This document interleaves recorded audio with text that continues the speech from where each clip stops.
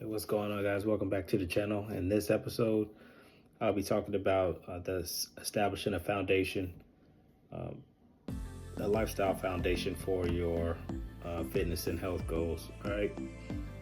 Um, what I'll talk about today is the top 5 factors, or I'll call them the 5 pillars to establishing a healthy lifestyle. Establishing this healthy lifestyle is, like I said, the foundation to achieving your fitness goals. You see those people that come to the gym. You see them there 5, 6, 7 days a week. They're always talking about the gym, but you never see changes in their body. Most likely because they're missing one of these 5 or multiple. So getting straight into the video, I'll start with the first pillar. It's very important, and I've done a video recently on it, and it's hydration. Hydration is the cornerstone of your health, right? So it supports energy, muscle recovery, metabolism, and a range of other things. Just being 2% dehydrated immediately affects your physical performance and your mental performance. That just tells you how important hydration is. A lot of times when you think that you're performing at your peak, you've really had a little bit more room for improvement, which could have been touched through hydration. So yeah, hydration is a non-negotiable. So I'll give you some methods to ensure that you remain and stay hydrated. So I talked about this in a previous video. A method commonly used is to take your body weight, divide it by 2, and that determines how many ounces of water you should take in as a baseline. That's before you even begin to work out. Example I'll say 170 pounds. I'll divide that by 2, it's 85. So I'll take 85 ounces of water, break it down. I think a bottle of water is 16.9. So that's about 5 bottles of water that you would consume during the day just to be at baseline. Not to mention the water you lose and replace in exercise. Another thing you can do to make sure you're hitting that water goal is to set reminders, especially early on when you first start consuming this water. If you haven't been drinking this much in the past, is set alarms. Don't think I'm going to get thirsty, and remember, just set alarms to drink this amount of water. I don't recommend like constantly chugging, but it's fine in small amounts. Like 1 bottle of water, it's not going to hurt you. But yeah, set alarms so that you know, hey, I need to consume this. I need to stay on schedule in order to hit this many ounces by the end of the day. So that's number 1. Going into number 2 it's called NEAT. This is the second pillar. NEAT stands for non-exercise activity thermogenesis. This pretty much covers the physical activity that you do outside of exercise. This could be taking your trash out, cleaning your house, raking your lawn, or a multitude of these other things, right? We count this and we try to increase this to burn additional calories throughout the day. All right, so yeah, NEAT can make up 30% of the calories that you burn throughout the day. And you can, like I said, you can up this by being more active. Park further away, increasing your walk distance into work. Say you're at work, get up and go talk to people instead of sending emails or calls. Find little things that you can do to increase your NEAT. For me, I don't track it like that. I just use steps. So I know if I'm getting 7,000 to 8,000 steps a day, this is outside of my cardio. If I'm like training, I'll do the NEAT steps and the cardio separate, right? So I still get 7,000 to 8,000 steps on top of my cardio. So find a way. I usually have an Apple Watch on, and I'll track my steps on that. but you want to get at least 7,000 steps. 10,000 can be a lot depending on the size of the person and many other factors, but I would say you get 7,000 extra steps a day. It would be greatly beneficial to you. And then the next pillar that we're going to talk about is stress management. All right, so a lot of people think stress is just in the brain, but it also has physiological effects on our body. It can affect, it could cause us to gain weight, could break down muscle tissue, cause us to get poor sleep. These are all physical characteristics or side effects that we may get from high levels of cortisol, right? Some things that we could do. For me, the meditation and spiritual thing, I try to spend time in the Bible.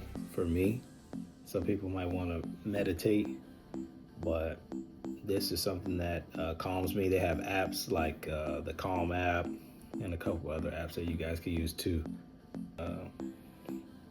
Another thing that I use is try to focus on gratitude instead of problems.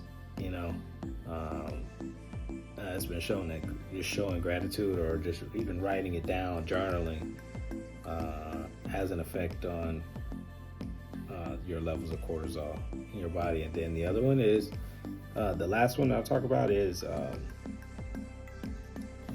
protecting your energy.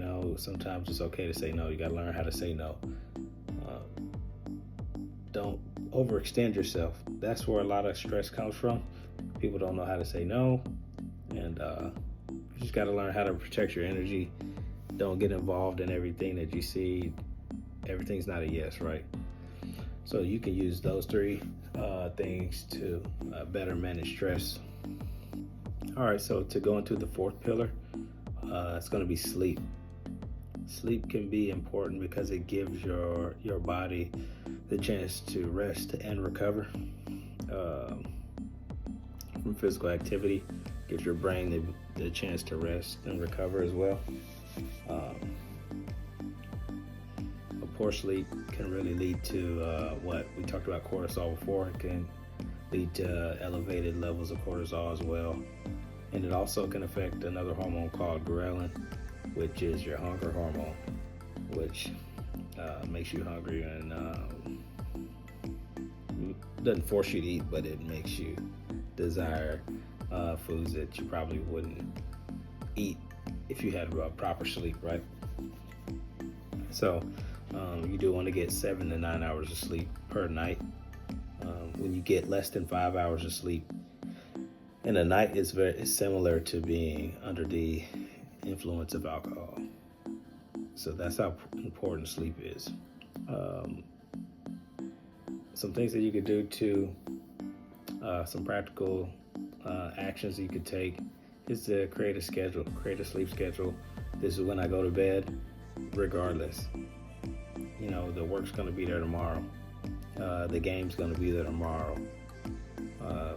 All these little things that you stay up for, that phone, there's nothing happening on that phone. Unless it's your way of making money, there's nothing new popping up on that phone. So put the phone down, establish a sleep schedule, and try to get those 7 to 9 hours. The next thing you want to do is have a schedule leading up to sleep. You need a time to cut off the social media, cut off the YouTube, cut off the phone in general, and this is when I'm going to sleep. Or I come in, I brush my teeth, hair, shower, whatever, and then I'm going to sleep. Stick to that schedule. And then the last actionable step is creating the optimal environment. You want to cool, dark, and quiet, right?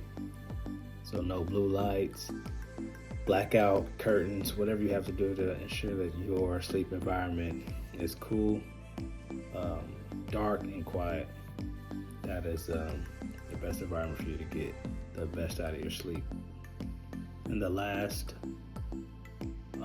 pillar that we'll talk about today is going to be your nutrition, of course, right? Your nutrition is what powers your body and mind throughout the day. You have to be on point with this. One of the biggest factors in achieving any type of health and fitness goal, right? This supports muscle growth and recovery as well. Supports brain function.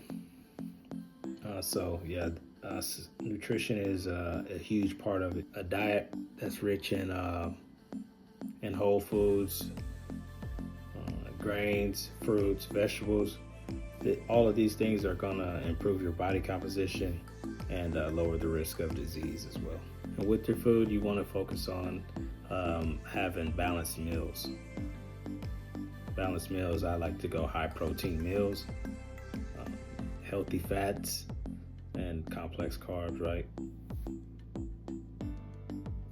Some of the things that you can do to ensure that you're having balanced meals and healthy meals in general is to meal prep.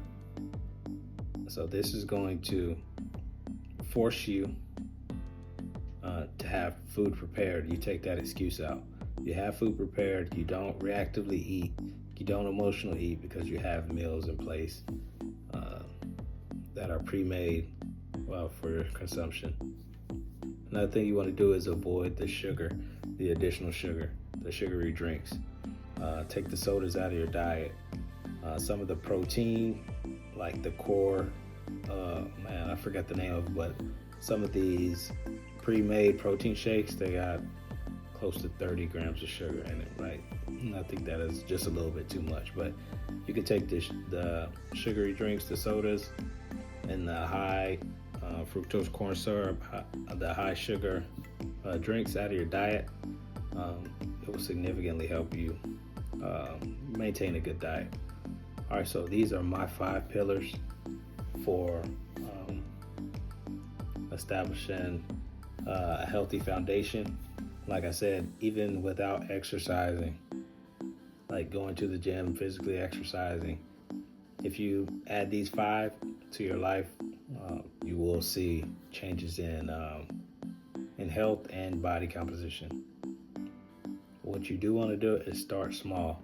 You don't want to try to implement these all tomorrow. Take 1 or 2 of these, implement them this week, and slowly just add and journal, write it down, and until you have all 5. There may be some other things that you decide to add.